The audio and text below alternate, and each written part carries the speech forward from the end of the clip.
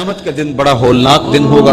اس دن جب بندے قبروں سے اٹھیں گے تو قبروں سے برہنہ اٹھائے جائیں گے، قبروں سے جب اٹھائے جائیں گے تو وہ کفن ان سے اتار لیا جائے گا۔ یہ بات جب ام المومنین سیدہ عائشہ رضی اللہ تعالی عنہا نے سنی تو ان کا وجود تھر تھر کانپنے لگا اور عرض گزار ہوئی، یا رسول اللہ پھر ہمیں ایک دوسرے سے حیا نہیں آئے گی؟ فرمایا عائشہ معاملہ اس سے بھی آگے ہے۔ مطلب کیا؟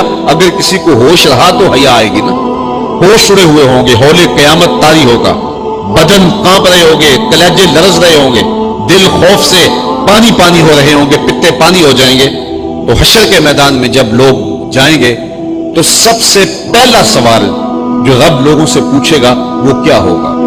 صحیح حدیث میں آتا ہے اِنَّ أَوَّلَ مَا يُحَاسَبُ بِهِ الْعَبْدُ بِصَلَاتِهِ، قیامت کے دن بندوں سے اللہ تعالیٰ سب سے پہلا سوال یہ پوچھے گا کہ کیا تم نے نماز پڑھی تھی؟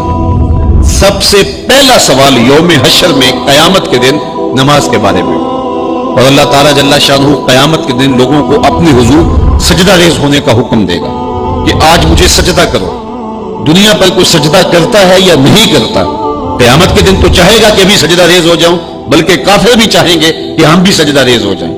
جب اللہ کی طرف سے سجدے کا حکم ہوگا تو بتوں کو سجدہ کرنے والے بھی سوچیں گے کہ آج ہم رب کو سجدہ کریں کہ اس کے حکم کی تعمیل ہو جائے، لیکن سجدہ کرنا چاہیں گے تو بے نمازیوں کی کمر اکڑ جائے گی، وہ سجدہ کرنا چاہیں گے بھی لیکن سجدہ نہیں کر سکیں گے، اور پھر رب کے سامنے جو ذلت اٹھانا پڑے گی، جو رسوائی اٹھانا پڑے گی، اس کو لفظوں کا پیراہن نہیں دیا جا سکتا۔ اور پھر جو بے نمازی ہوں گے اللہ کے حضور سجدہ نہیں کر پائیں گے، اللہ تعالیٰ انہیں اس صف میں کھڑا کر دے گا جس صف میں فرعون کھڑا ہوگا، نمرود کھڑا ہوگا، حامان کھڑا ہوگا، قارون کھڑا ہوگا، ابی بن خلف کھڑا ہوگا۔ دشمنان خدا جس صف میں کھڑے ہوں گے بے نمازی کو اس صف میں کھڑا کر دیا جائے گا۔ میری لمبی تقریر نہیں، میں یہ آپ سے پوچھتا ہوں اور اپنے آپ سے پوچھتا ہوں، کیا ہم یہ گوارا کرتے ہیں کہ حشر کے دن ہمیں فرعون کے ساتھ کھڑا کر دیا جائے؟ کیا یہ ہم گوارا کرتے ہیں کہ حشر کے دن ہمیں نمرود کے ساتھ کھڑا کر دیا جائے؟ کیا یہ ہماری طبیعت اس کو برداشت کر سکے گی کہ رسول اللہ کے دشمنوں کے ساتھ ہمیں کھڑا کر دیا جائے؟ اور کیا میری مائیں اور بہنیں اور بیٹیاں یہ گوارا کر سکتی ہیں کہ رسول اللہ کی راہوں میں کانٹے بچھانے والی ام جمیل کے ساتھ انہیں کھڑا کر دیا جائے؟ یقیناً ہم کبھی نہیں چاہیں گے، ہم یہ رسوائی کبھی برداشت نہیں کر سکتے۔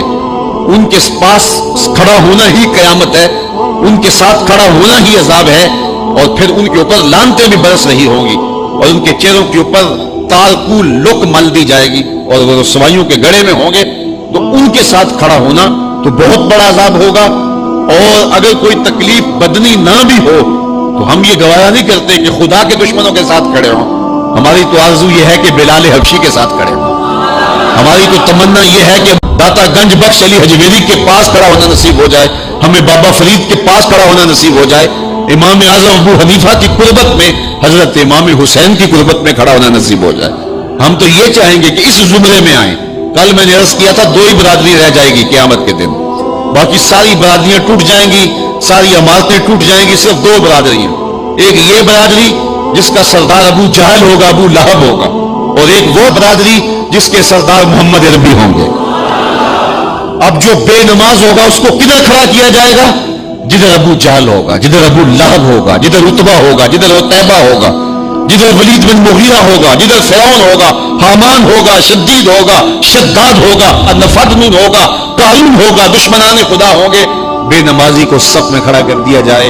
6 گھنٹے کی تقریر نہیں کرتا، ان 2 لفظوں کو سمجھ لیں۔ کیا ہم گوارا کر سکتے ہیں کہ اس صف میں نہ کھڑے ہوں جس صف کی امامت رسول اللہ کر رہے ہوں، بلکہ اس صف میں کھڑے ہوں جہاں فرعون کھڑا ہو، نمرود کھڑا ہو، حامان اور قارون کھڑا ہو؟ تو یقیناً ہم تو اس تصور سے کانپ جائیں کہ ہم ادھر کھڑے ہوں گے۔ تو پھر آج دعا کی اس محفل کے اندر یہ عزم کر کے اٹھو کہ جان جائے تو جائے، نماز نہ جائے۔ 38 پہلے تھے، 39واں عدد تھا حضرت امیر حمزہ کا۔ تو امیر حمزہ کوئی معمولی شخص تو نہیں تھے، قریش کا ایک معتبر نام تھا۔ تو جب وہ ایمان لائے تو ذرا حوصلہ اہل ایمان کا بلند ہوا، اور میرے حضور نے بھی اللہ کی بارگاہ میں ہاتھ اٹھا کے دعا مانگی، اے اللہ ایک شعر دے دیا ہے، اب ایک شعر اور عطا کر دے۔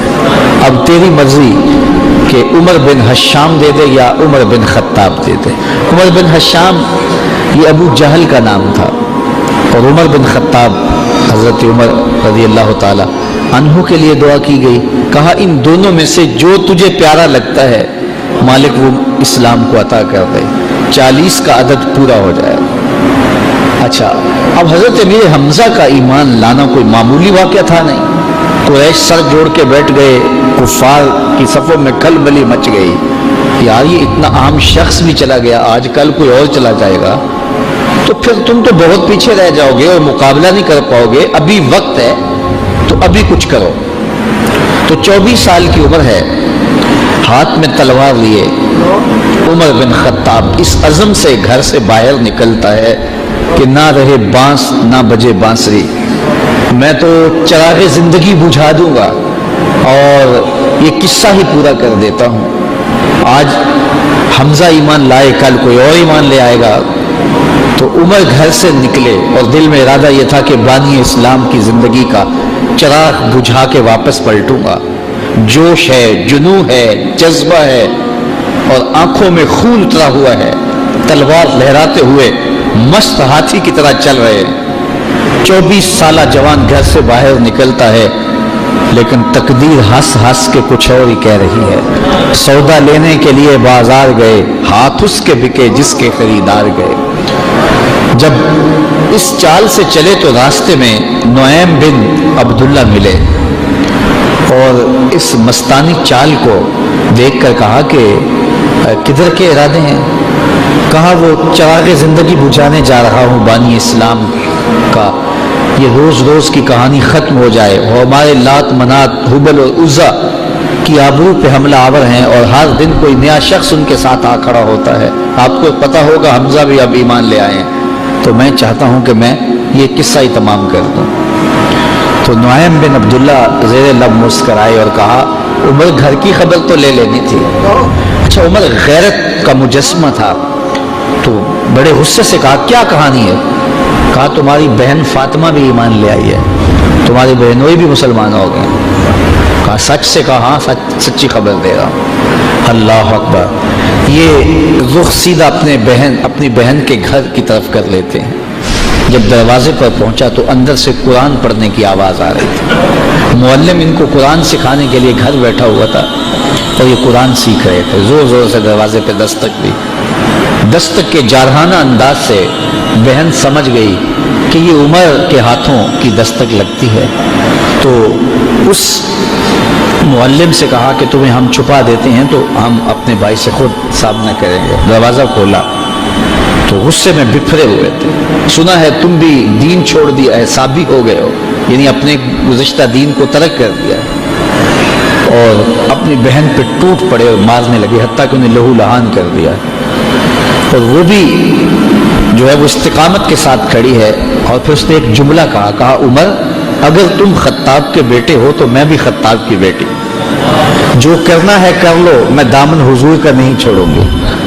تو جب یہ استقامت دیکھی کہ ایک عورت ذات اس قدر استقامت کا پہاڑ بن گئی ہے تو وہ کون سی طاقت ہے جس نے اس کو یوں کھڑا کر دیا ہے، تو کہا کہ وہ جو تم پڑھ رہے تھے ذرا مجھے بھی تو سناؤ نا۔ کہا ایسے نہیں، پہلے غسل کرنا ہوگا۔ اب عمر غسل کر رہا ہے اور ظاہر کی میل دھل رہی ہے، غصہ اتر رہا ہے۔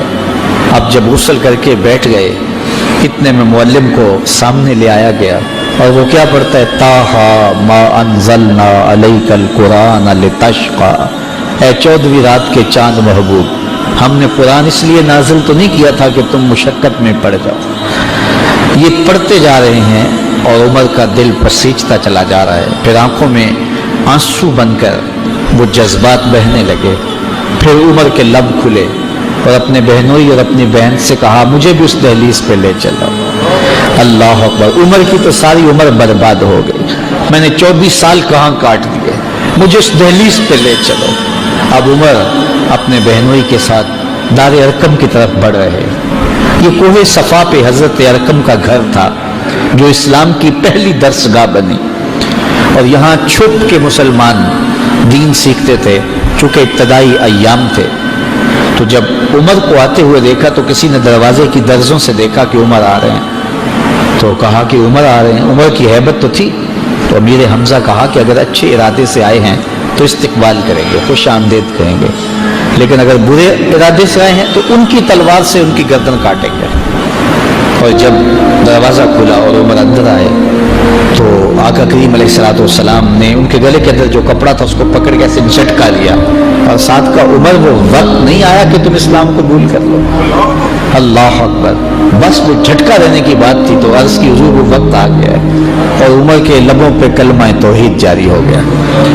تو ارقم رضی اللہ تعالیٰ عنہ کے گھر میں بیٹھے ہوئے ان صحابہ نے بلند آواز سے کہا اللہ اکبر، مکے کی وادیاں گونج اٹھی۔ اور پھر حضرت عمر ایمان لانے کے بعد پہلی بات جو حضور سے کرتے ہیں، کیا حضور ہم حق پہ نہیں ہیں؟ حضور نے فرمایا ہم حق پہ ہیں۔ کہا اللہ کا دین سچا نہیں ہے؟ فرمایا اللہ کا دین سچا ہے۔ آپ اللہ کے سچے رسول نہیں ہیں کیا؟ کہا میں اللہ کا سچا رسول ہوں۔ تو کہا پھر ہم چھپ چھپ کے عبادت کیوں کریں؟ اللہ اکبر۔ تو کہا سین حرم میں چلتے ہیں۔ اب مسلمانوں کی دو صفیں بنی، ایک صف کے آگے حضرت امیر حمزہ تھے اور ایک صف کے آگے حضرت عمر بن خطاب تھے، حضور درمیان میں تھے، اور یہ قافلہ 40 افراد پر مشتمل مسجد حرام میں پہنچا اور پہلی نماز کھل کے پڑھی گئی۔ حضرت عبداللہ ابن مسعود رضی اللہ تعالیٰ عنہ فرماتے ہیں عمر کا اسلام لانا اسلام کے لیے عزت تھا۔ اللہ اکبر۔ اور ادھر یہ صفیں چل رہی ہیں، دار ارقم سے، کوہ صفا سے حرم کے صحن کی طرف یہ لوگ اتر رہے ہیں، اور ادھر